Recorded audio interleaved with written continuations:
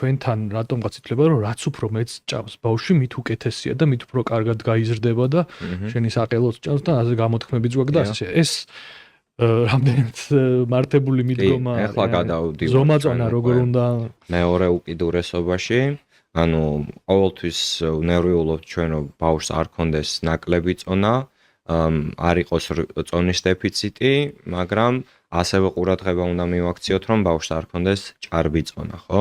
ჭარბი წონა მომავალში შეიძლება იმ კონკრეტულ წლებში არ გამოიწვიოს გარკვეული პრობლემები, მაგრამ მომავალში ის აუცილებლად ცუდად აისახება გულსის წარღვთა სისტემაზე, ენდოკრინოლოგიური პრობლემები წამოვა და ბავშვი იქნება სიმსუქნისკენ მიდრეკილი. ამიტომაც ჭარბი წონა, რა თქმა უნდა, ერთ-ერთი პირველი პრობლემა არის, რომლის თავიდან აცილებაც გვინდა. არა მხოლოდ წონის დეფიციტი, ასევე ბალანსირებული კვებით ჩვენ უნდა ვეცადოთ, რომ ბავშვი არ იღებდეს ზედმეტს, ვიდრე საჭირო არის და ამის შეფასება შეიძლება მარტივად მოხდეს ბავშვის დაბადებისთანავე, ხო?